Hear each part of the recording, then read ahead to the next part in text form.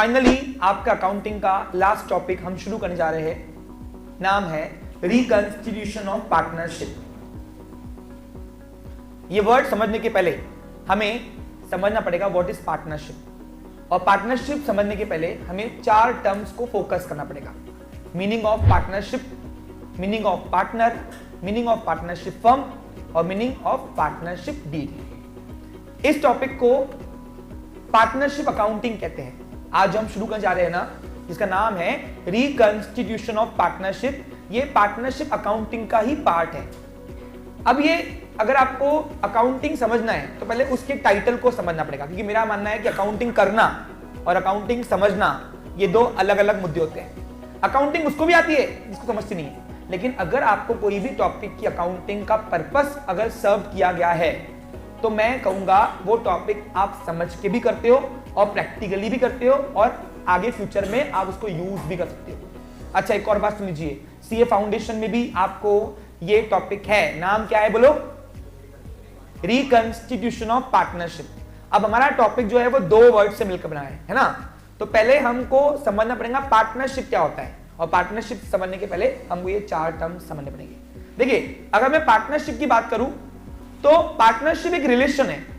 किसके बीच में होता है? जो पार्टनर्स के बीच में होता है। देखो लिखा क्या है, partnership is the relationship made between the people who agree to conduct lawful business jointly by making an agreement and agree to share the profit and loss on that business।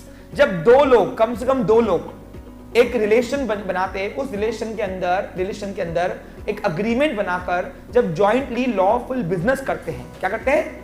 Jointly lawful business करते हैं और उस business के अंदर agree होते हैं कि जो भी बिजनेस के अंदर कमाई होंगी या लॉस होगा, यानी प्रॉफिट और लॉस होगा, उसको हम शेयर करेंगे अपने अपने रेशो से, वो पहले ही तय किया होता है। उस रिलेशन को हम कहते हैं पार्टनरशिप। तो पहला टर्म आपको समझना है, व्हाट इज पार्टनरशिप। अगर रिकंस्टिट्यूशन ऑफ पार्टनरशिप समझना है तो पहले पार्टनरशिप को समझना पड़ेगा।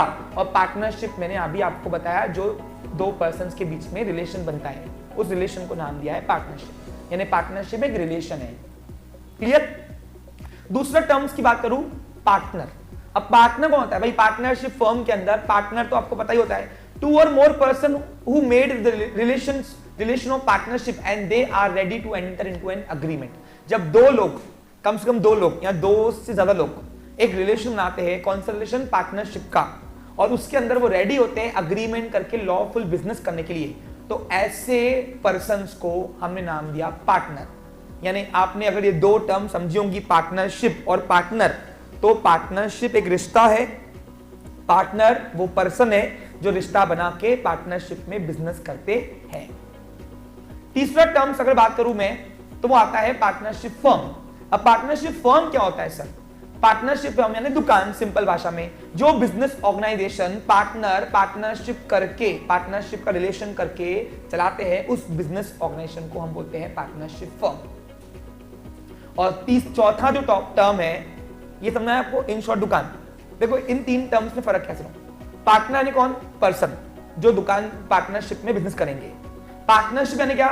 वो पार्टनर जो रिलेशन आते हैं पार्टनरशिप बिजनेस करने के लिए, उस रिलेशन को नाम दिया पार्टनरशिप। और पार्टनरशिप फर्म यानी क्या? जो पार्टनर पार्टनरशिप रिलेशन बना के दुकान चलाएंगे, उस दुकान को हमने नाम दिया पार्टनरशिप फर्म। और चौथा जो है वो सबसे मेन, मोस्ट इंपॉर्टेंट है, आज की जान, इस टॉपिक की जान है, और वो है पार्टनरशिप डीड। अब मैं पार्टनरशिप डीड को इस अकाउंटिंग टॉपिक की जान क्यों बोल रहा हूं? क्वेश्चन मार्क होगा आपके सबके माइंड के अंदर। तो मैं जान इसलिए बोल रहा हूं इसको, क्योंकि जब मैंने आपको 12th में या 11th में पार्टनरशिप बिजनेस ऑर्गेनाइजेशन पढ़ाया था, टाइप्स ऑफ बिजनेस ऑर्गेनाइजेशन में पार्टनरशिप फर्म पढ़ाया था, तो मैंने आपको फर्स्ट स्टेटमेंट दी थी, partnership is the result of an agreement between the partners and the written agreement is known as deed. Partnership की दुकानें चलती ही पार्टनरशिप के अग्रीमेंट में है, और जो अग्रीमेंट हम रिटर्न में रजिस्टर करते हैं, उस पार्टनरशिप के अग्रीमेंट्स को हम कहते हैं डीड। अब ये अग्रीमेंट क्या होता है? अग्रीमेंट कुछ नहीं होता है, 2 पर्सन जब दुकानदारी करने के लिए, 2 मिनिमम 2 बोल रहा हूं, मैक्सिमम कितने होते हैं मालूम आपको? 50। पार्टनरशिप फर्म के अंदर 50 लोग मैक्सिमम मेंबर बन सकते हैं। तो जब मिनिमम 2 पर्सन आपस में मिलकर बिजनेस एक्टिविटी करना चाहते हैं, उसके अंदर वो कैपिटल लगाते हैं प्लस वो अग्री होते हैं प्रॉफिट एंड लॉस शेयरिंग के लिए, उस बिजनेस को हम बोलते हैं पार्टनरशिप फर्म। क्या बोलते हैं इसको हम? बोलो मेरे साथ, क्या बोलते हैं? हाँ, ये आपको मैंने 11-12 से कंसेप्ट क्लियर किए हुए हैं। Types of business organisation, partnership firm काफी अच्छे से हुआ है आपका। लेकिन जो दो पार्टनर आपस में बिजनेस करने के लिए टर्म्स एंड कंडीशंस बनाते हैं, वो टर्म्स एंड कंडीशन जब एक ऑफर करता है दूसरा एक्सेप्ट करता है, उस ऑफर एक्सेप्टेंस को चाहे ओरल में हो चाहे रिटर्न में हो कहा गया है पार्टनरशिप अग्रीमेंट। क्या बोला गया है? और वही अग्रीमेंट जब रजिस्टर करते हैं रजिस्ट्रार के पास पार्टनरशिप फर्म के अंदर रिटर्न में, तो उस रिटर्न अग्रीमेंट को हमने नाम दिया पार्टनरशिप डीड। पार्टनरशिप डीड और कुछ नहीं है, दोनों पक्षों के, दोनों पार्टीज के बीच में क्या क्या टर्म्स एंड कंडीशन हुई है बिजनेस करने के लिए, ताकि रिश्ते खराब ना हो, लॉन्ग लास्टिंग चले, आखिरी में दुकान बंद करते वक्त प्रॉब्लम न जाए, लॉन्ग टर्म जो भी इनके बीच में टर्म्स एंड कंडीशन रहेंगे वो किस तरीके से बने रहेंगे। ये पार्टनर जब दुकानदारी पार्टनरशिप फर्म जब दुकान डालते हैं उसके पहले वो पहले ही लिख के रखते हैं, वो लिखित अग्रीमेंट को हम नाम दिया पार्टनरशिप डीड। पार्टनरशिप डीड और कुछ नहीं है, रिटर्न एग्रीमेंट है जो पार्टनर्स के बीच में बनाई जाती है। देखो लिखा हुआ ये है, a return agreement made between the partners in the partnership and which is capable to register under the Indian partnership act 1932। ऐसी रिटर्न एग्रीमेंट जो कैपेबल हो, यानी उस कोई लॉ को वायलेंस न करते हुए डीड बनाई एग्रीमेंट बनाया गया हो, जो रजिस्टर होने के लिए कैपेबल हो, कौन से एक्ट के अंदर? इंडियन पार्टनरशिप एक्ट 1932 के अंदर, उस रिटर्न एग्रीमेंट को नाम दिया पार्टनरशिप डीड। अब ये चार कंसेप्ट क्लियर है? पूछो क्यों पढ़ाया मैंने? हमारे टॉपिक की जान क्या है? Reconstitution of partnership. अब पार्टनरशिप जब तक नहीं समझेगा तब तक आपको रिकंस्टिट्यूशन नहीं समझेगा, और रिकंस्टिट्यूशन मतलब नहीं पता तो अकाउंटिंग कैसे करोगे? क्योंकि कॉन्सिक्वेंसेस जो आते हैं ना अकाउंटिंग करने के दौरान, वो टॉपिक के टाइटल से जुड़े हुए होते हैं। आपको जितने भी एग्जाम्पल मैंने आपको टॉपिक कराए यहाँ पे अकाउंटिंग के, जितने भी टॉपिक कराए आपको 12th में, हमने सबसे पहला क्या रखा? टॉपिक के टाइटल को समझा। डायरेक्ट अकाउंटिंग प्रोसेस शुरू नहीं होती है जब तक हम जब तक टॉपिक को नहीं समझते हैं, तब तक अकाउंटिंग के अंदर आने वाले कॉन्सिक्वेंसेस यानी प्रॉब्लम्स जो होंगे हमारे सामने आएंगी, उसको हम सॉल्व नहीं कर पाएंगे। लेकिन हमको अगर टॉपिक का पर्पस सर्व है तो डेफिनेटली जो भी हम एग्जाम्पल सॉल्व करेंगे उसको समझेंगे भी, और वो लॉन्ग लास्टिंग हम भूलेंगे भी नहीं। इसीलिए आपको वननेस के अंदर कोई भी टॉपिक को शुरू करने के पहले हम पहले टॉपिक के टाइटल को समझते हैं। ओके, अब बताओ पार्टनरशिप समझ में आ गया?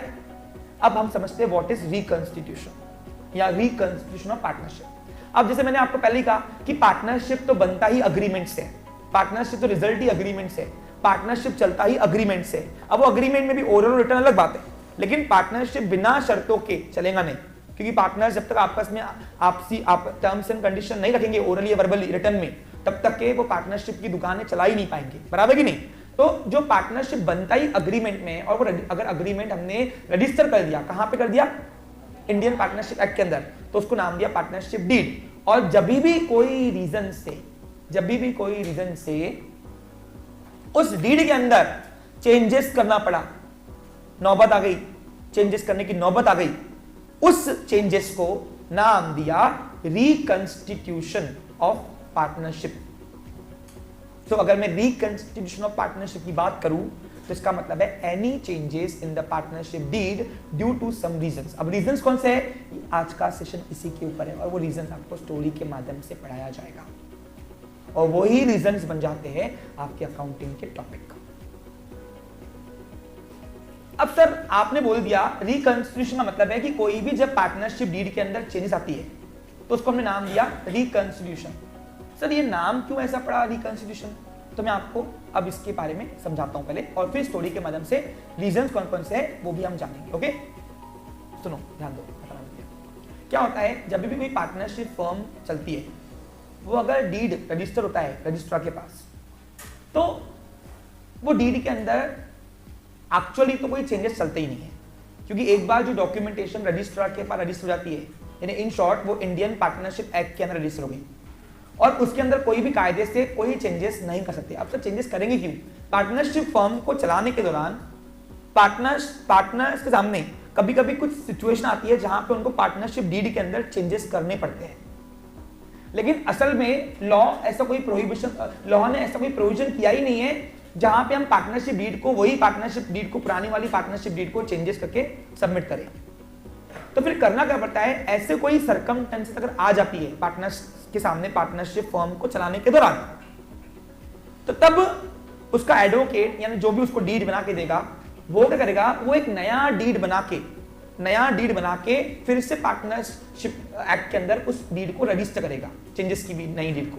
इसलिए इसका नाम पड़ा रिकंस्टिट्यूट। क्या पढ़ा हमने, यानी हम रजिस्टर को बताते हैं कि हम लोगों ने पुराने डीड के अंदर वैसे तो चेंजेस चलेंगे नहीं, लेकिन हम लोग क्या करेंगे, नया डीड आपको मैं सबमिट कर रहा हूं और आज से उस बिजनेस को उस तरीके से चलाएंगे जैसा मैंने आपको नया डीड सबमिट किया।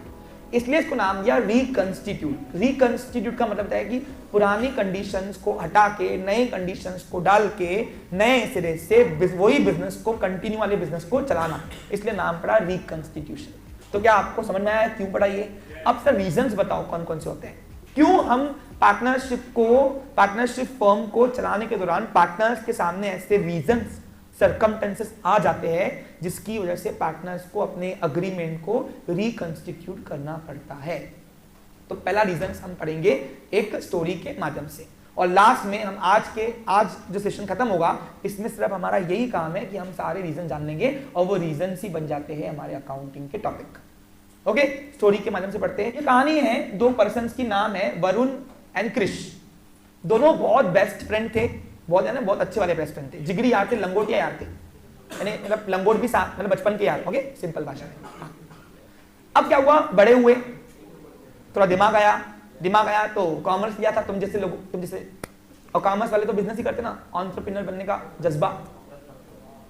दोनों 18-19 साल के हो गए, डिसाइड किया यार बिजनेस करते, लेकिन दोनों के पास फंड्स कमी थी। ओके, फंड्स कमी थी, इसलिए अलग अलग तरीके से बिजनेस नहीं कर पा रहे थे। आखिर अचानक क्या हुआ, एक दिन उन्होंने डिसाइड किया, बोलो बच्चा लोग, हाँ, कि चलो मिलके कैफे खोलते हैं। ओके, नाम पड़ा वीके कैफे। क्या मेरी बात आपको समझ में आ रहा है? अब वीके कैफे छोटा सा मिलके दुकान खोलना है, ये इच्छा जागृत हुई। अच्छा, अब किसी ने बताया, अब पढ़ लिखे तो थे थोड़े बहुत 19-20 पे, है ना, 12वीं-13वीं तो पास किए होगा, पढ़े मेरे पास ही पढ़े थे, तो थोड़ा बहुत रिकंस्टिट्यूशन जान लेते। अब महाराष्ट्र के अंदर उनको बताया गया था एजुकेशन में कि महाराष्ट्र के अंदर अब देखो दो लोग मिलकर बिजनेस कर रहे हैं, यानी पार्टनरशिप करने वाले, पक्का है। अब बताओ पार्टनरशिप फर्म्स बनती कब है? The shortcoming of the sole trading concern has given birth to the partnership firm. याद करो, मैंने आपको बताया हुआ है, जब भी सोल ट्रेडिंग कंसर्न में कमी आती है जन्म होता है पार्टनरशिप। अब इनके पास फंड्स की कमी थी, इनके पास मैन पावर की कमी थी, दोनों को एक्सपीरियंस नहीं था, इसलिए दोनों ने क्या सोचा, मिलकर बिजनेस करेंगे, यानी पार्टनरशिप फर्म में बिजनेस करेंगे। बराबर कि नहीं? महाराष्ट्र के अंदर करना है तो पार्टनरशिप फर्म को रजिस्टर करना कंपलसरी है, मैंने आपको बताया हुआ है। ये भी महाराष्ट्र के बाहर करते थे तो बात अलग होती थी। बराबर कि नहीं? अब वो यहाँ पे इस तरीके से डिसाइड किया बिजनेस करना है, एक छोटा सा कैफे खोलना है। अब उन्होंने वो डायरेक्ट मेरे पास आए, मैं था एडवोकेट ए, मिस्टर एडवोकेट ए, यस, नहीं एडवोकेट हमें वकील। ओके, यहाँ पे मेरी एंट्री होती है। दोनों आए मेरे पास, वरुण और क्रिश, और बोला हमको पार्टनरशिप में बिजनेस करना है, क्योंकि हमको हमारे सर ने पढ़ाया था कि महाराष्ट्र के अंदर पार्टनरशिप की रजिस्ट्री करना कंपलसरी है, तो आप हमें रजिस्ट्री करके दोगे ना? बिल्कुल ना, ठीक है, आप बैठो, मैं आपके लिए आपके टर्म्स एंड कंडीशन पहले सुनता हूं और रिटर्न में एक अग्रीमेंट बनाता हूं, और अग्रीमेंट को बना के उसको रजिस्टर कर देंगे। तो दोनों के बीच में एक अग्रीमेंट बना। अब ये अग्रीमेंट बहुत ज्यादा मैटर करता है, पूछो क्यों? ये अग्रीमेंट के बेस पर ही मैं आपका फर्स्ट एग्जांपल प्रैक्टिकल लेने वाला हूं। और वो अग्रीमेंट मैंने लिखा, एक टर्म्स एंड कंडीशन दोनों का लिखा, मैंने एक कागज का टुकड़ा लिया, उसमें बकायदा रेवेन्यू स्टैंप लगाया, और रेवेन्यू स्टैंप लगाने के बाद लिखा नेम ऑफ द फर्म जो बताते गए, लिखते गया मैं, वीके कैफे, नाम था वरुण एंड क्रिश। उसके बाद कैपिटल कितना लगना है, तो 3 लाख और 3 लाख दोनों का लगाया। प्रॉफिट लॉस शेयरिंग रेशियो कितना है, 1:1। सारी terms and condition, duty hours कितना रहेगा, टाइप ऑफ पार्टनर एक्टिव 6 घंटे, ये देखा ड्यूटी अवर 6 घंटे, ये दोनों पार्टिसिपेट कर रहे बिजनेस, तो एक्टिव पार्टनर रहेगा वो।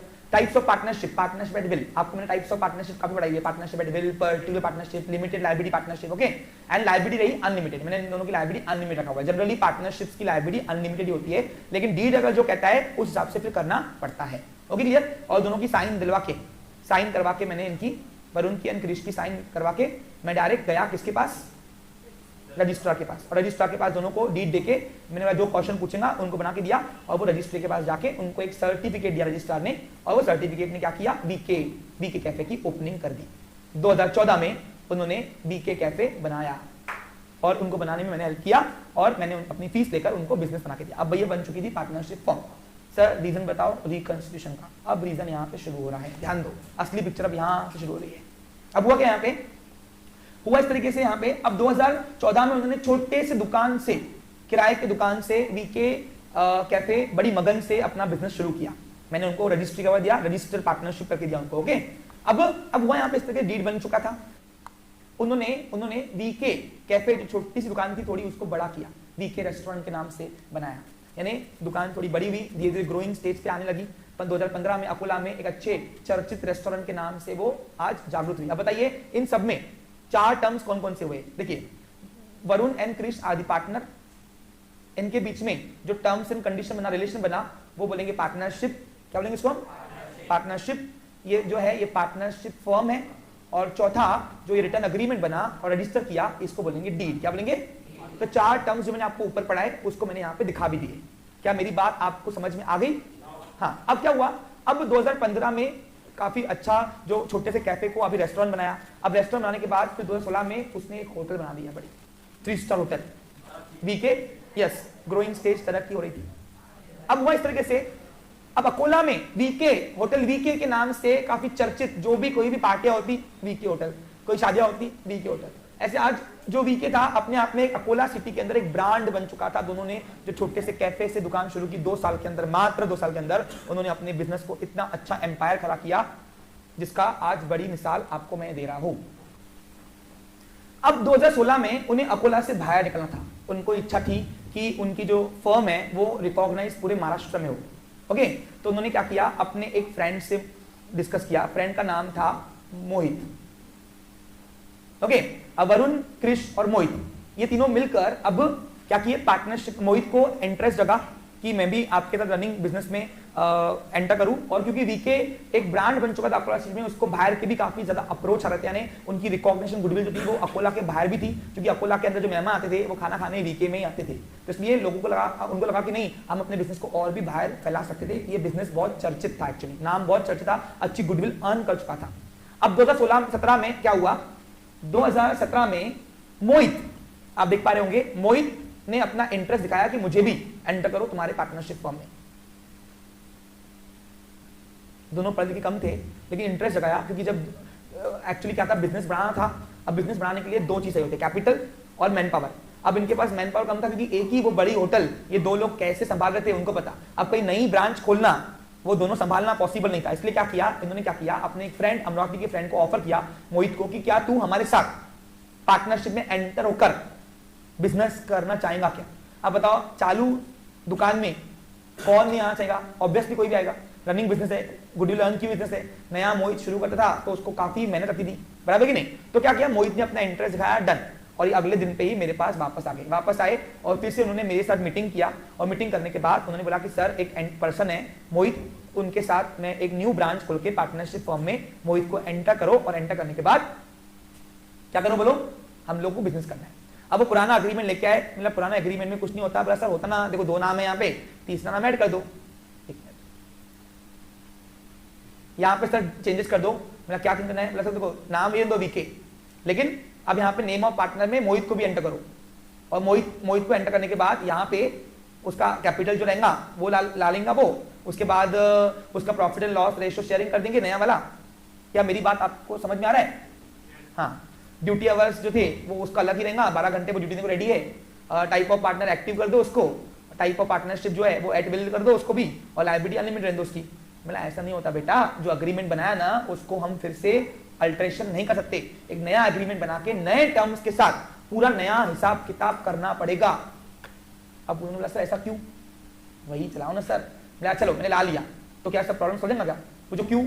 आपने 2 साल 3 साल 2 साल हुए चले हुए बिजनेस को, 14 15 16 3 साल हुए। अब उस 3 सालों के अंदर आपने जितनी भी एसेट लायबिलिटी बनाई होगी, कल को आपने मोहित को बिना वैल्यूएशन करके उसको एंटर कर दिया, और सपोज मोहित जब नहीं था, आपने उस कार्यकाल के अंदर कोई एसेट परचेस की होगी। अब आगे चल के आपका दुकान बंद होता है, बंद करने के लिए हमको एसेट्स को लिक्विडेट करना पड़ता है, बराबर कि नहीं। उस टाइम पे वो जो एसेट आपने लिया होगा, सपोज मान के चलो वो मार्केट वैल्यू कम हो गई होंगी, तो क्या उस वक्त मोहित मानेगा क्या?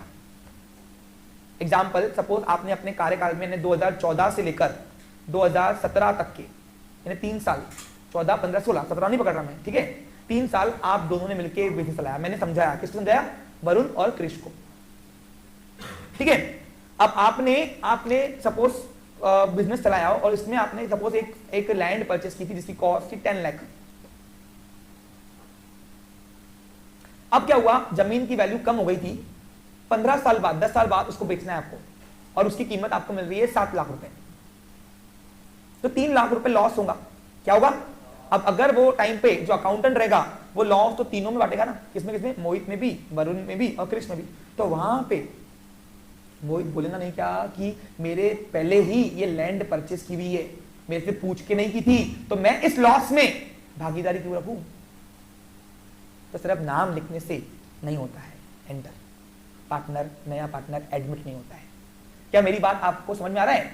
यानी हमने नाम लिख दिया और न्यू पार्टनर आ गया, नहीं चलता। 3 साल जो आपका बिजनेस आपके न्यू पार्टनर के बिना चला था, उसमें जो कॉन्सिक्वेंसेस आए हुए हैं उन सबको एक बार समेटना पड़ेगा। यानी आपका जो रनिंग बिजनेस है वो पहले हमको यहाँ पे इस तरीके से पूरा हिसाब किताब समेटना पड़ेगा कि दुकान जैसे कि आज शुरू हो रही है 2017 में, और जो आपने पीछे जो भी आपने एसेट लायबिलिटी ली है उसको रीवैल्यूएट करके फिर से नए सिरे से हमको यहाँ पे सब कुछ दिखाना है। बिजनेस आपकी रनिंग है लेकिन अकाउंट्स के अंदर सब कुछ रीवैल्यूएट करके, एसेट और लायबिलिटीज को रीवैल्यूएट करके आज का जो भाव रहेगा वो हमको शो करना पड़ेगा। ऐसा क्यों? उसके बाद वो नया पार्टनर नहीं बोल पाएगा कि मेरे एब्सेंस में मेरे पहले के लोचे हुए हैं। कोई एक आदि आपको डेटर आपका पैसा नहीं दे रहा है, आपका लॉस होगा, बेड डेप होगा, वो बेड डेप न्यू पार्टनर के एडमिट होने के पहले का सिनेरियो है। तो क्या वो नया पार्टनर मानेगा क्या कि ये लॉस मेरे को भी झिलमन लगाओ? वो बोलेगा मेरे से पूछ के कस्टमर को उधार ही दी थी क्या तूने? तो वो कॉन्सिक्वेंसेस आने की वजह से ही आपका फर्स्ट टॉपिक अकाउंटिंग का नाम दिया है accounting for admission of partner, new partner. और admission of new partner leads to reconstitution of partnership.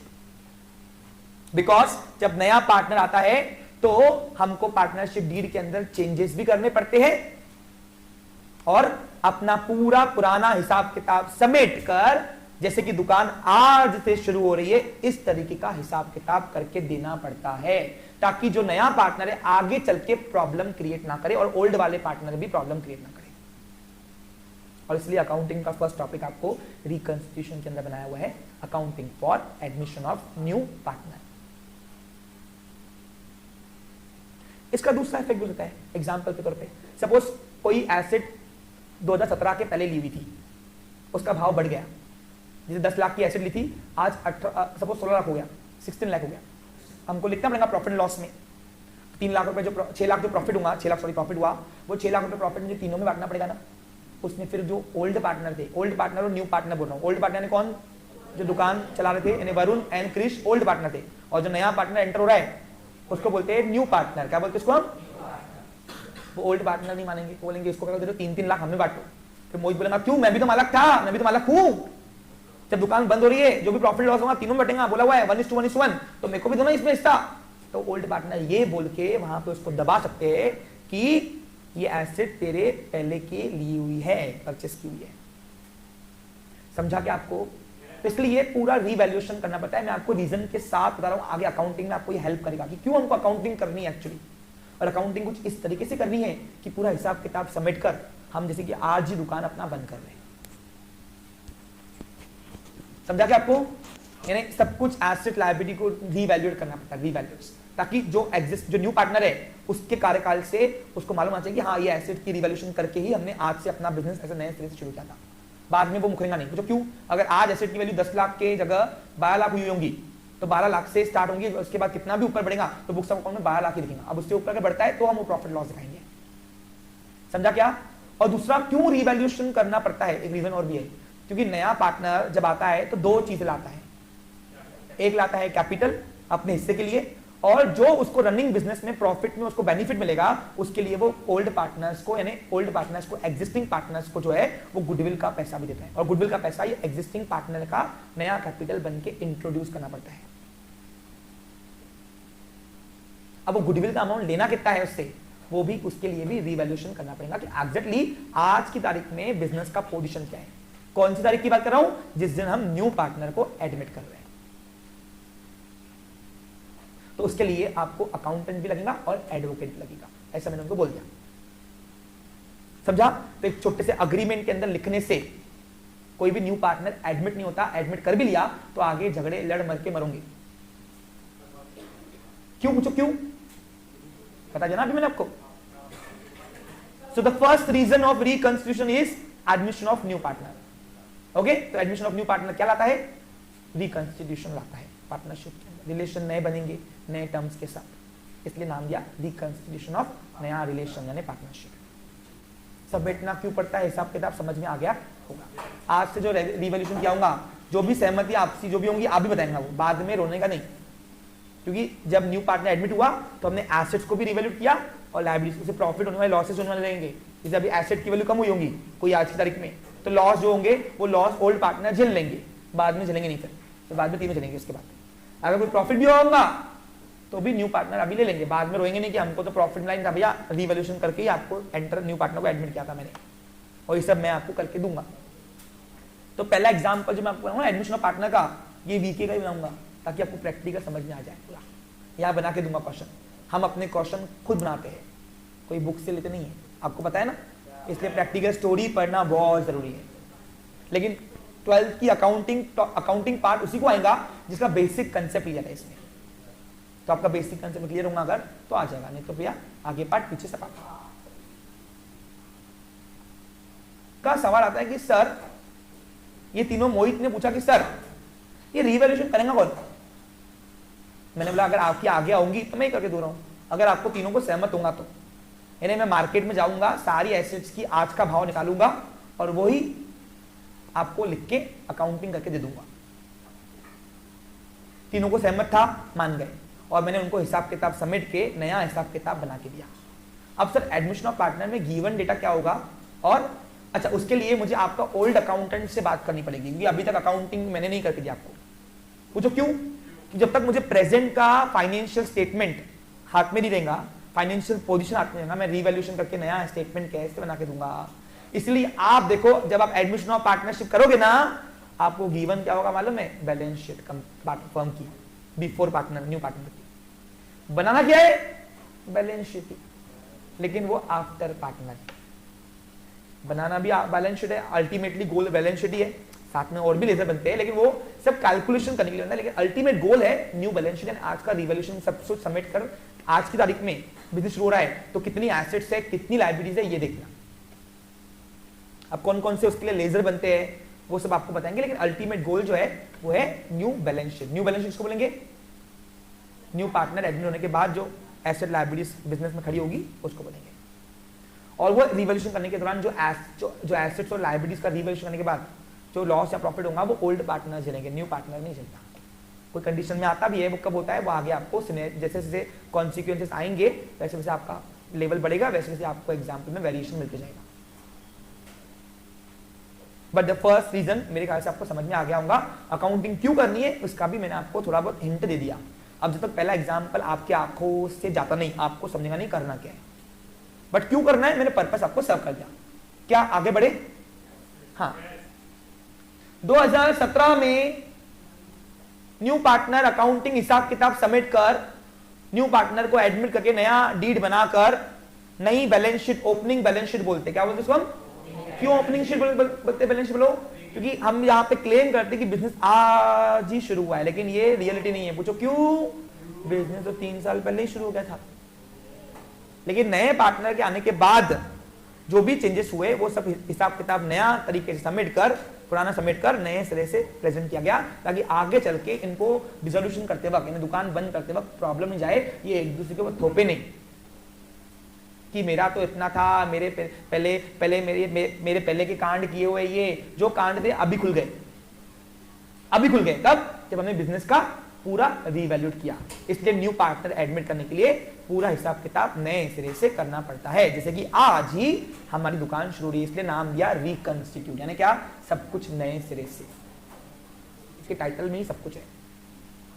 तो पहला रीजन समझा क्या होता है? अब पिक्चर को आगे बढ़ाते हैं। 2000 मैं इसके बारे में आगे चर्चा करूंगा, don't worry about it, okay. मैं पहला एग्जांपल जो आपको प्रैक्टिकली यहां बना के दूंगा, मैं वापस आऊंगा न्यू पार्टनर एडमिट कैसे करते हैं। आज हम सिर्फ रीजन जान ले रहे हैं। ये मोहित को फिर से लाएंगे, हम टेंशन मत लो। फर्स्ट टॉपिक आपका यही है, एडमिशन ऑफ न्यू पार्टनर। हाँ, अब क्या हुआ, 2018 में इच्छा जागी नागपुर में भी एक ब्रांच खोलने का, और अब मैन पावर चाहिए, कैपिटल भी चाहिए। अरे भैया ब्रांचेस खोलना आसान है क्या, लोग भी चाहिए भरोसेमंद और कैपिटल लगता। तो इसलिए क्या किया, इसलिए फिर से 2018 में न्यू पार्टनर को एडमिट किया। और न्यू पार्टनर को एडमिट करना वो तो फिर से पूरा हिसाब किताब समेट कर नए सिरे से लेके आना, ताकि बाद में कोई रोए नहीं कि मेरे पहले था ये कांड, मेरे पहले ये एसेट ली हुई थी, मेरे पहले लायबिलिटी ली हुई थी। जो भी था वो हम सब समेट कर ही ओल्ड पार्टनर्स को सब कुछ लॉस प्रॉफिट लेकर ही न्यू पार्टनर को एडमिट करेंगे। देखो कोई लायबिलिटी अगर कम हुई होंगी तो ये प्रॉफिट वाला काम है। पूछो क्यों, अरे कर्जा कम देना पड़ रहा तो अच्छी बात है ना। अब अच्छी बात है तो इसमें हम न्यू पार्टनर को भागीदार क्यों करें, ये तो लायबिलिटी उनके पहले ली हुई थी ना, किसके पहले, न्यू पार्टनर की। कोई एसेट की वैल्यू बढ़ी हुई होंगी तो ये भी अच्छी बात है, प्रॉफिट है ना। अरे एसेट का बढ़ना प्रॉफिट है ना, तो ये रिवैल्यूएशन करते वक्त हम अगर देखेंगे एसेट का भाव बढ़ाऊंगा तो प्रॉफिट होगा, एसेट का भाव कम होगा तो लॉस होगा। लेकिन ये सब प्रॉफिट लॉस कौन झेलेंगे, old partner, sorry old partners. क्यों, अरे न्यू पार्टनर बोलेंगे मैं अभी आया ही नहीं, पहले ही मेरे को देते। हाँ समझ रहे तुम लोग, अभी दुकान में एंटर भी नहीं हुआ, तुम पहले ही मेरे को लॉस दे रहे हो, ये कैसे है भाई। दुकान चलने तो दो, लास्ट में पहले तो होने तो दो, फिर यहाँ पे अभी तक एंटर भी नहीं हुआ, पहले लॉस बोल रहे हो। तो इसलिए जो भी प्रॉफिट एंड लॉस रिवैल्यूएशन करते वक्त होगा ऐसे लायबिलिटीज को, वो ओल्ड पार्टनर झेलेंगे। इसलिए ओल्ड पार्टनर के कैपिटल को वो अफेक्ट करेगा, न्यू पार्टनर के कैपिटल को नहीं। कॉमन सेंस है क्या ये। तुम बताओ ना, तुम नया पार्टनर को एडमिट कर रहे हो और उसको बोल रहे हो देख आएगा तो 50,000 का गाला है, क्या बोलेगा, मैं आता ही नहीं भैया, अभी तक मैंने कोई दुकानदारी में कोई डिसीजन ली नहीं, पीछे तुम लोग कांड करके बैठे हुए हो और गाला मेरे को दे रहे हो, लॉस मेरे को दे रहे हो। यहाँ प्रॉफिट भी हुआ तो ओल्ड पार्टनर न्यू पार्टनर को देंगे क्या, वो बोलेंगे हमारी मेहनत थी, अभी तक आया भी नहीं, इसके मेहनत से प्रॉफिट हुआ ही नहीं है, हमारी मेहनत की प्रॉफिट हुआ है तो हमको दो ना, ये हमने एसेट लायबिलिटी हुई है। तो इसलिए भैया बेईमानी करने का नहीं, सब कुछ हिसाब किताब समेटने का। बहुत सारे बच्चों को पर्पस ही नहीं पता होता है क्यों कर रहे हैं एक्चुअली। आगे अब क्या हुआ, 2019 में हमने फिर से एक पार्टनर को एडमिट किया, फिर मेरे पास आया, हिसाब किताब सबमिट कर दिया, सब कुछ पुरानी वाली बैलेंस शीट से नई वाली बैलेंस शीट बना के दिया, और नई वाली बैलेंस शीट में नए पार्टनर को एडमिट करके सब कुछ हिसाब किताब सबमिट के दे दिया है, एसेट लायबिलिटी रिवैल्यू करके। कहां खोला, रायपुर में।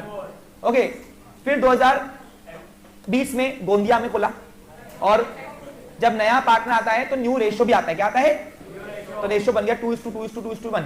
क्यों, पूछो क्यों, क्योंकि गोंदिया वाले को जो ऋषि था ना, ऋषि आया न्यू पार्टनर एडमिट को, देखो रायपुर में नया पार्टनर कौन हुआ, सब अभी तक के इक्वल था। लेकिन क्या हुआ, जब गोंदिया में ब्रांच खोली हमने वीके के नाम से, तो ये न्यू पार्टनर को रेशियो कम देना था, कम देने के लिए हमने बाकी पार्टनर का रेशियो बढ़ा दिया, इसका कम किया। तो न्यू पार्टनर जब आता है तो दो चीज लाता है, कैपिटल और गुडविल, और उसके हिसाब से जो एग्जिस्टिंग पार्टनर है अपना रेशियो सेक्रीफाइस करके न्यू पार्टनर को देते हैं। समझ में आ रहा कुछ तुमको, ये रेशियो के ऊपर हम डिस्कस करेंगे, अभी सिर्फ पिक्चर समझ लो, मैं लगे तो इसको रिवाइज करके पूरा रेशियो की बहुत बड़ी कहानी है एक्चुअली। तो कम करने के लिए सबको दो रेशियो देना पड़ेगा, अगर मैं सबको एक कर दूंगा तो सबको इक्वल देना पड़ेगा, लेकिन वो नया पार्टनर ऋषि को कम देना था, इसलिए सबको दो कर दिया, इसको कम किया। ओके, अब वो क्यों होगा, इनके आपस में टर्म होंगे, हमको क्या करना है, हम तो वकील है, हम तो सब जो बोलेंगे हम हिसाब किताब डीड बना के सब कुछ पुराना हिसाब का समेट के नए हिसाब किताब में नए पार्टनर को एडमिट करके नई बैलेंस शीट दे देंगे, खत्म विषय।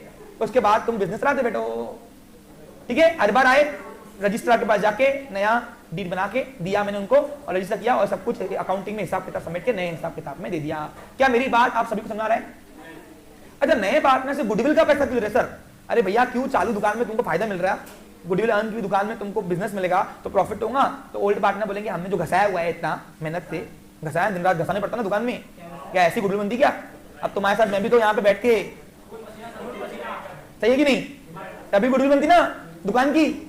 तो वो बोलेंगे हमको कुछ तो दे, तो इसलिए न्यू पार्टनर अपने हिस्से के लिए कैपिटल आता है, लेकिन ओल्ड पार्टनर्स के लिए वो गुडविल लाता है, क्या लाता है, इसलिए न्यू पार्टनर अकाउंटिंग के अंदर दो चीज लाएगा, अपने हिस्से के लिए वो कैपिटल आएगा जो उसको प्रॉफिट एंड लॉस में एंजॉय मिलेगा, और अभी तक के जो वेल एस्टेब्लिश बिजनेस मिल रहा है उसको, उसके लिए ओल्ड पार्टनर्स को, रिमेनिंग ओल्ड पार्टनर्स को वो गुडविल का पैसा देगा, और गुडविल का पैसा ओल्ड पार्टनर्स के हिस्से में बढ़ता है।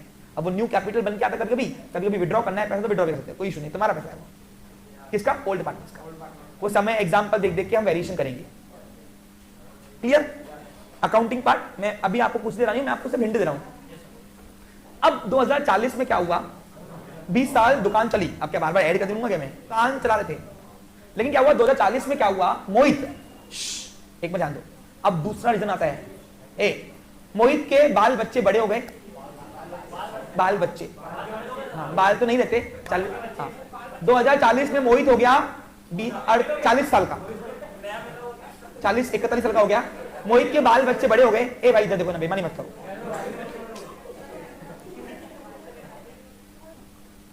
बाल बच्चे बड़े होने की वजह से होने के बाद मोहित ने बोला अब मैं थक गया हूं, मेरे बाल बच्चे मेरे बच्चे कमा रहे, एक बच्चा डॉक्टर बन चुका था, एक बच्चा बहुत बड़ा मतलब सपोज कॉलेज में प्रोफेसर बन चुका था, और एक बच्चा विदेश में पढ़ाई कर रहा था, मतलब काम कर रहा था, जॉब कर रहा था,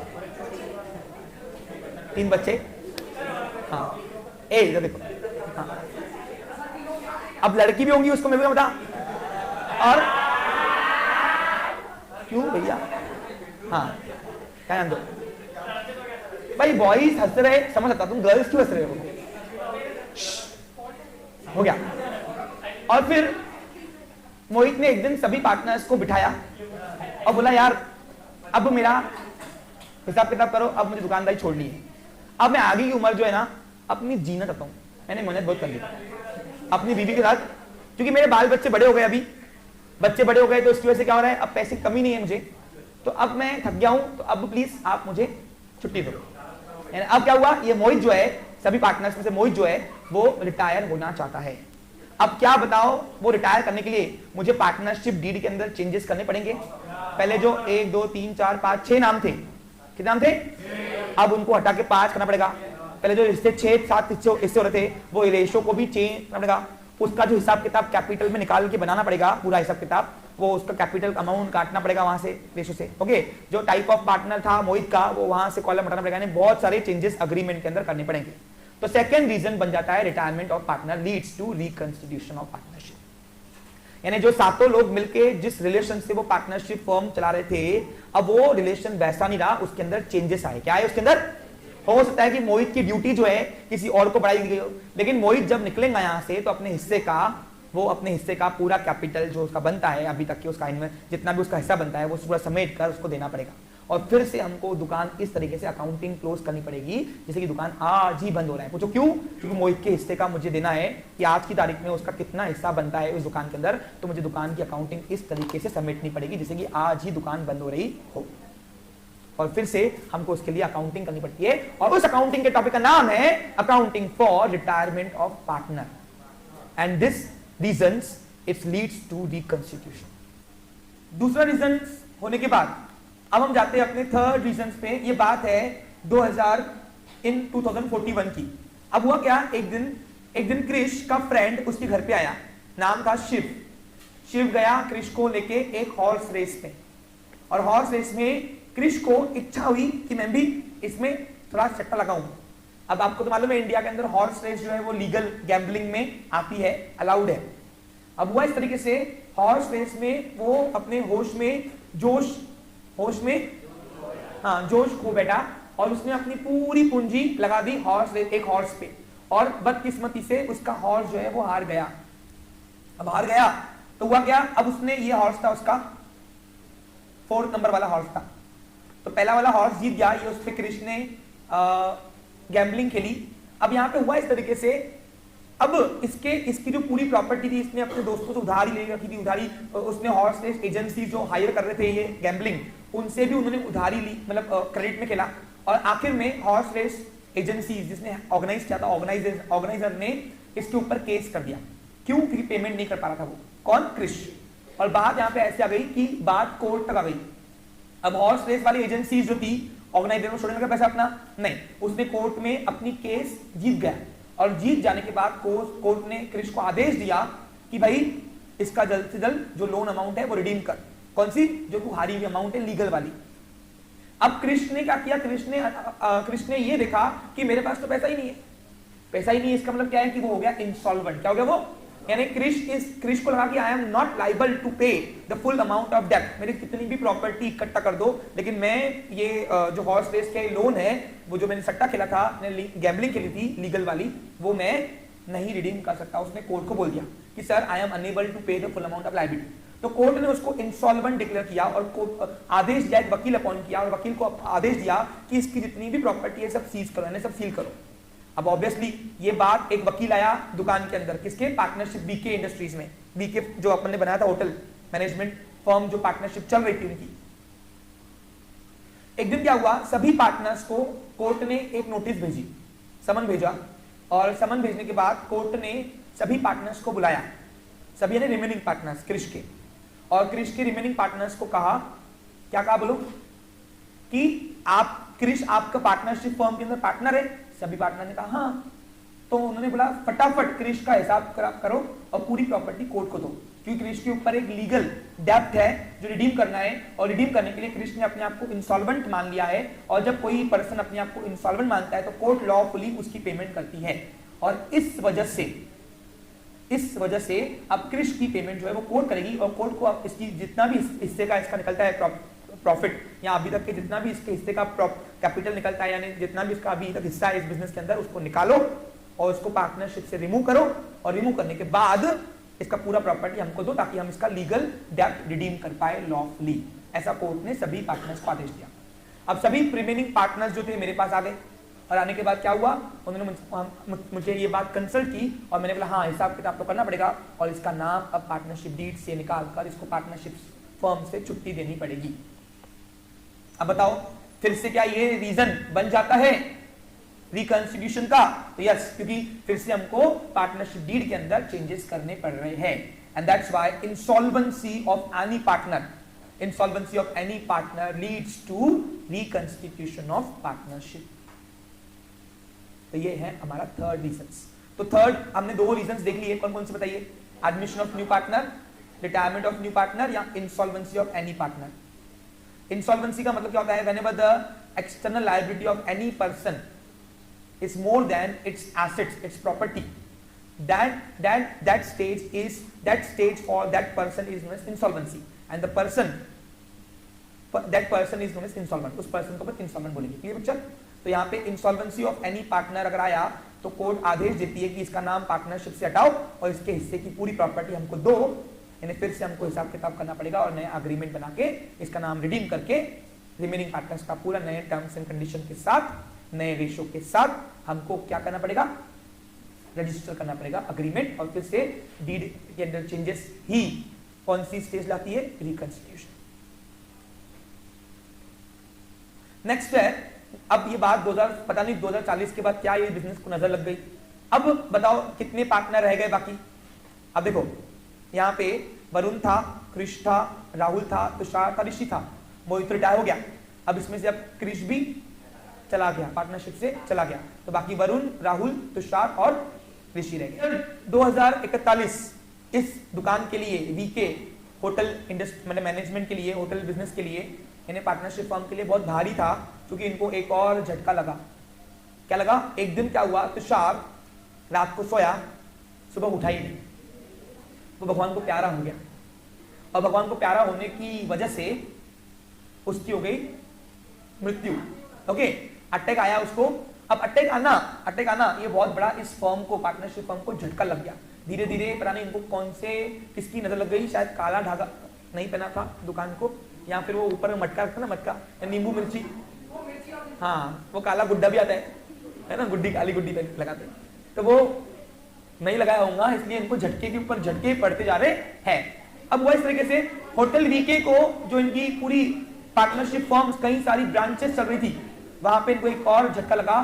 तुषार की हार्ट अटैक में डेथ हो गई, और डेथ होने की वजह से अब उसका नॉमिनी जो आएगा, नॉमिनी यानी कौन? उसका वारिस, उसका बच्चा तो भी रहेगा, जरूरी नहीं कि उनके साथ इनकी बने, जरूरी नहीं कि उनके साथ इनकी बने। तो उसकी वाइफ ने, तुषार की वाइफ ने डिमांड किया रिमेनिंग पार्टनर से, क्या बोलो, कि भैया इसके हिस्से का हिसाब किताब करो और इसको पार्टनरशिप निकालो, और मेरे को इसके अपने पति का हिस्सा दो, ताकि मैं अपने बच्चों का पालन पोषण करूं। और फिर से वो मेरे पास आए। कौन? 3 पार्टनर अब रहे, 3 पार्टनर बेचारे। कौन कौन रहे बताओ? वरुण, तुषार गया क्या? हाँ तुषार गया, सॉरी, वरुण, राहुल और ऋषि, ये तीनों मेरे पास आए और बोले कि सर हमारे एक पार्टनर की मृत्यु हो गई है, डेथ हो गई है, और डेथ होने की वजह से अब इसका नाम भी पार्टनरशिप फर्म से निकालना पड़ेगा, और पार्टनरशिप फर्म से निकालना है तो फिर से अग्रीमेंट के अंदर चेंजेस करना पड़ेगा कि नहीं, रेशो में बदलाव होगा, नेम ऑफ पार्टनर्स में बदलाव होगा, टाइप ऑफ पार्टनरशिप भी बदल सकती है, in short any changes in the partnership deed leads to reconstitution of partnership, और वन ऑफ द रीजन बन जाता है डेथ ऑफ एनी पार्टनर। अगर पार्टनरशिप के अंदर किसी पार्टनर की डेथ होती है तो वो भी रिकंस्टिट्यूशन का ही पार्ट बन जाता है, डेथ ऑफ एनी पार्टनर।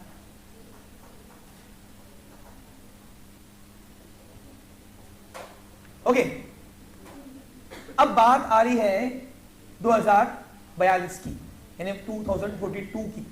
अब यहां पे क्या हुआ, वरुण, राहुल और ऋषि, ये तीनों के ऊपर बर्डन काफी बढ़ गया था बिजनेस का, और बर्डन बढ़ने की वजह से राहुल को काफी मेंटल हरासमेंट हो रहा था, पार्टनर्स बहुत कम रह गए, अब मैन पावर कम रह गया तो डिस्प्यूट्स तो होने ही है, रोज इनका डिस्प्यूट वरुण और ऋषि के साथ हो रहा है, रोज हो रहा है।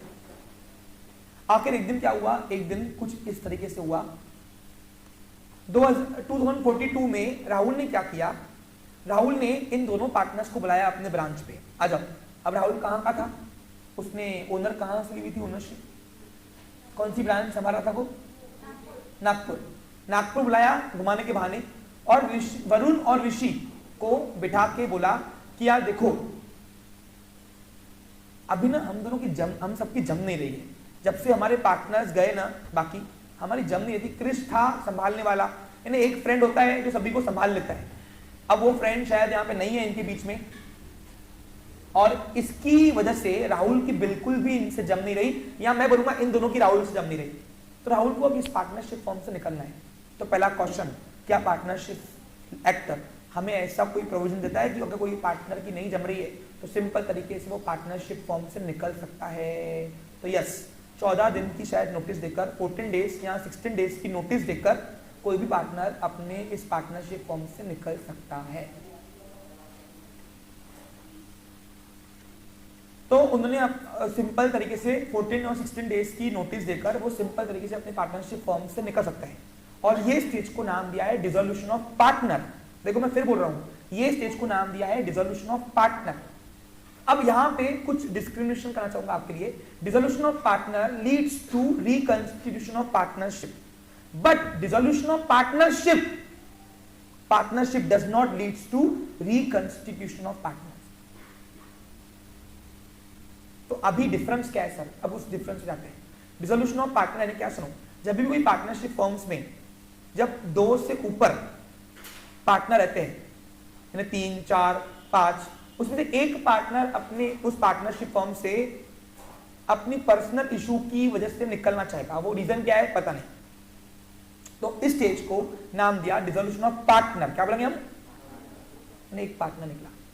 और डिसोल्यूशन ऑफ पार्टनर में क्या होता है, एग्रीमेंट के अंदर, डीड के अंदर चेंजेस होते हैं, लेकिन फर्म कंटिन्यूटी की स्टेज चलता है। लेकिन अगर मैं बात करूं डिसोल्यूशन ऑफ पार्टनरशिप की, तो डिसोल्यूशन ऑफ पार्टनरशिप जो है, इसका मतलब है कि जब पार्टनरशिप फर्म ही बंद होने में आती है, जब पार्टनरशिप फर्म ही बंद होने में आती है, देखो लिखा हुआ है dissolution of partnership refers to the termination of all partner from partnership. Simple भाषा में, जब भी सारे मेंबर्स या सारे में से किसी एक को छोड़ के बाकी सारे पार्टनर्स उस दुकान से निकलना चाहते हैं, तो उस दुकान को हम बंद करने की स्टेज पे ला लेंगे, और जब हम दुकान भी बंद कर देंगे तो उसको हम बोलेंगे डिसोल्यूशन ऑफ पार्टनरशिप। और डिसोल्यूशन ऑफ पार्टनरशिप में रिकंस्टिट्यूट नहीं करना पड़ता। पूछो क्यों, दुकान आगे चलेगी नहीं तो डील क्या बनाओगे, दुकान यहां बंद हो रही है, पार्टनरशिप फर्म बंद हो रही है। अब मैंने एक स्टेटमेंट बोली, क्या बोला मैंने आपको, ऑल पार्टनर या एक छोड़ के बाकी सब पार्टनर। अगर कोई एक पार्टनर बाकी रिमेनिंग पार्टनर्स को छोड़ के भी निकलना चाह रहा है तो भी वो डिसोल्यूशन ऑफ पार्टनरशिप में आएगा। पूछो क्यों, क्योंकि वो पार्टनरशिप का टाइप ही चेंज कर देगा, वो बन जाएगा सोल ट्रेडिंग कंसर्न में, दैट्स व्हाई। अब इसको एग्जांपल के तौर पे हम समझते हैं। एग्जांपल देखिए, अब देखिए 3 ओनर थे, आपने देखा ना, अरे भाई राहुल के जाने के बाद बच्चे नहीं, तुषार के जाने के बाद 3 ओनर थे। अब 3 ओनर में से एक ओनर निकलना चाह रहा है दुकान से, तो रिमेनिंग 2 ओनर पड़े, पार्टनर पड़े, और पार्टनरशिप फॉर्म में मिनिमम 2 पीपल्स लगते हैं, तो ये हो गया रिकंस्टिट्यूशन। क्या हुआ ये? लेकिन अगर यहाँ पे तीन में से दोनों निकालना चाहते थे, ऋषि बोलता और राहुल बोलता था छुट्टी दो हमको, तो ये रिकंस्टिट्यूशन का पार्ट नहीं होता था, ये बनता था डिसोल्यूशन ऑफ पार्टनरशिप। पूछो क्यों? आप बोलोगे सर वरुण तो कंटिन्यू कर रहा है ना दुकान, लेकिन वो सोल ट्रेडिंग कंसर्न में आ जाएगा, बिजनेस का टाइप ही चेंज, लॉ उसको निकाल देंगे, तो हमारे टाइप के बिजनेस में आता ही नहीं है, दैट्स फाइन। तो मैंने डिसोल्यूशन ऑफ पार्टनरशिप का मतलब बताया जब ऑल पार्टनर्स या एक पार्टनर छोड़ के बाकी रिमेनिंग पार्टनर्स अगर पार्टनरशिप फर्म से निकलना चाहेंगे, टर्मिनेशन लेना चाहेंगे अपने मेंबरशिप से या दुकान से, तो हम उसको कहेंगे डिसोल्यूशन ऑफ पार्टनरशिप। समझा? And dissolution of partner is a reason for reconstitution, but dissolution of all partners is not a reason for reconstitution, it's a dissolution of partnership. दोनों में अंतर क्या है मेरे ख्याल से मैंने समझा दिया आपको। तो यहां पे हम डिसोल्यूशन ऑफ पार्टनर कर रहे हैं, ओनली पार्टनर। तो द फोर्थ, कौन सा फोर्थ नंबर था कि फिफ्थ था? Fifth reason is dissolution of any partner, any partner, not partners, all partners नहीं। तो एक पार्टनर अब राहुल निकलना चाहता है तो उसका हिसाब किताब फिर से हमको करना के उसके आज के तारीख में यानी 2042 में उसका कितना हिस्सा बन रहा है वो हिसाब किताब देकर उसको निपटा के उसका कैपिटल अमाउंट जितना भी बनता है आज की तारीख में वो हमको उसको देना पड़ेगा। ओके, उसके लिए फिर से अकाउंटिंग करनी पड़ेगी। And the fifth reason is known as dissolution of partner.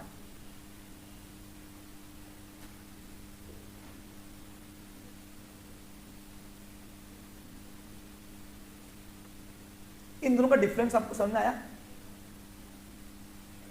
Partnership बोले तो दुकान ही बंद हो रही है अभी, और अगर पार्टनर बोले तो रिकंस्टिट्यूट होगा। पार्टनरशिप बोले तो रिश्ता ही खत्म हो रहा है पार्टनरशिप का। ओके, अब देखो आपको अकाउंटिंग में एक टॉपिक है डिसोल्यूशन ऑफ पार्टनरशिप, जहां पे हम पार्टनरशिप की दुकानें बंद करते हैं, डिसोल्यूशन ऑफ पार्टनर नहीं है। अगर डिसोल्यूशन ऑफ पार्टनर आपको अकाउंटिंग के अंदर टॉपिक होता था तो वो रिकंस्टिट्यूशन का ही पार्ट होता था। लेकिन आपको जो टॉपिक है वो है dissolution of partnership, it's a beyond reconstitution, क्योंकि वहां पे रिकंस्टिट्यूशन की जरूरत नहीं पड़ती।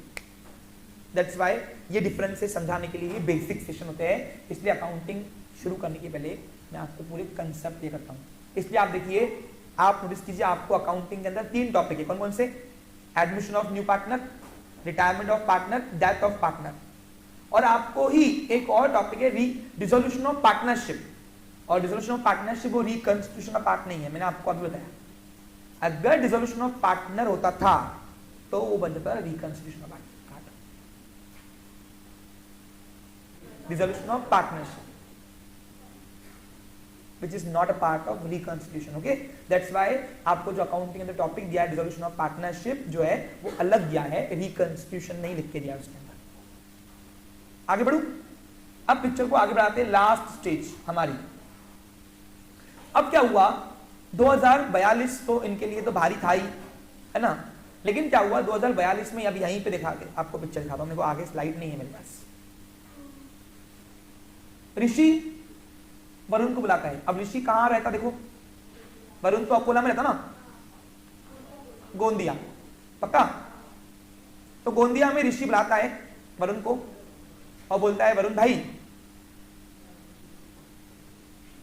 हम दोनों ही रह गए हैं, अभी तो सब पता नहीं कैसे नजर लग गई दुकान को, सब हटते गए, अब पूरा एम्पायर जो है हम ही संभाल रहे हैं, और एम्पायर भी आधा हो गया है। पूछो क्यों?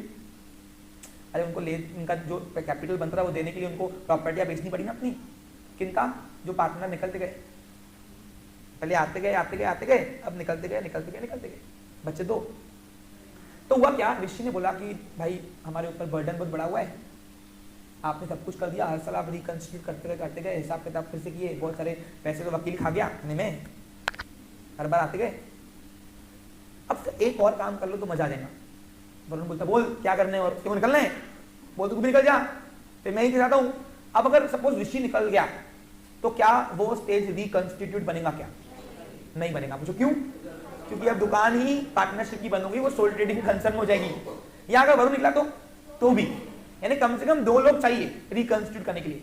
एक निकला, एक दो में से एक भी निकल गया अभी, तो वो रिकंस्टिट्यूट में नहीं आएगा। अगली बार जब वकील मेरे पास आएंगे, मैं वकील हूं ना, मिस्टर एडवोकेट है, तो बोलेगा रिकंस्टिट्यूट करो, बोलूंगा रिकंस्टिट्यूट करने की जरूरत नहीं है, डिसोल्यूशन ऑफ पार्टनरशिप फॉर्म करो, क्योंकि ये पार्टनरशिप फॉर्म रही नहीं, अब क्या हो गई, सोल ट्रेडिंग कंसर्न में हो गई वो। समझा आपको क्लियर? सोल ट्रेडिंग कंसर्न में वन सिंगल ओनर होता है, सिंगल ओनर। ओके हाँ, लेकिन ऋषि ने ऐसा कोई ऑफर नहीं किया, टेंशन मत लो। ऋषि ने बोला देखो जब मैं आया था आपने मुझे हिस्सा कम दिया था।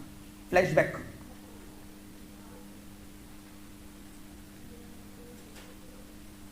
सब पहले एक एक कर रहे थे 1:1:1:2। ऋषि आने के बाद सबने 2-2 से बढ़ा दिया, उसको हिस्सा कम है, यानी उसको आधा ही है बाकी लोगों से। देखो ना, है ना, उनको हिस्सा आधा ही। बोला अब पूरा बर्डन आ गया है हम दोनों के ऊपर, आपको भी हिस्सा ज्यादा है। अब बता नया रेशो क्या बनेगा इनका? 2:1 बनता ना। अगर ये अभी सब ये 2 होते थे, सिर्फ कौन 2? ऋषि और वरुण, ये तो निकल गया। तो इनका रेशो था 2:1 आज की प्रेजेंट डीड में। प्रेजेंट डीड में कौन सी डीड बोल रहा हूं मैं? 2042 की। ऋषि ने बोला कि भाई एक काम करो ना, दोनों अभी इक्वल हिस्सा लेते ना, 1:1 कर लेना। अब वरुण ने बोला हाँ यार ये जाती होगी उसके ऊपर भी, क्योंकि बर्डन बहुत आ गया है, आखिर तू ही आया मेरे साथ काम में, बाकी तो निकलते गए। ठीक है, अभी आज हम वकील के पास जाते हैं, वो बोलते हैं इसका हिस्सा चेंज करो, आज से नो 2:1 इक्वल 1:2। अब बताओ फिर से क्या रेशो में चेंजेस करना है? अब रेशो सिर्फ बोलने से चेंज होगा क्या? डीड के अंदर फिर से चेंज करना पड़ेगा। तो कोई पार्टनर का अगर profit loss sharing ratio change कर रहे हो तो फिर से डीड के अंदर चेंजेस लाने पड़ेंगे, और वो स्टेज क्या बन जाएगी? Reconstitution of partnership. तो लिख लीजिए any changes in the ratio of any partner leads to reconstitution of partnership. तो क्या लिखे? चेंज इन, हाँ, profit sharing ratio. Very good.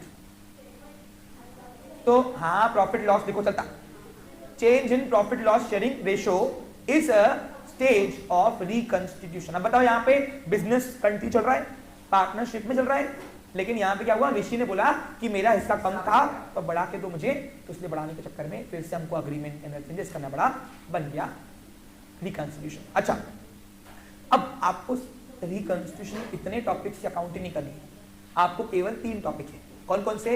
Admission of new partner, retirement of new partner और death of new partner. और new partner होता है कभी any partner, हाँ, रिटायरमेंट ऑफ एनी पार्टनर बोलो। अब सुनो मेरी बात सुनो, इनमें से भी अगर डेथ ऑफ न्यू पार्टनर का, sorry, admission of new partner का अकाउंटिंग आ गया तो रिटायरमेंट और डेथ का अकाउंटिंग प्रोसेस तुमको अपने आप आ जाएगा, अपने आप कॉम्प्लीमेंट्री। Okay clear? तो अगले सेशन से हम डायरेक्ट जाते हैं कहां बोलो? Admission of new partner. Okay, accounting process कैसे होती है, क्या गिवन होगा डेटा, क्या प्रिपेयर करना है, इसके ऊपर हम चर्चा करेंगे अगले सेशन में। आज के लिए इतना का सफिशिएंट है। Have a nice day, take care. आज केवल मैंने आपको क्या बताया? Only reasons.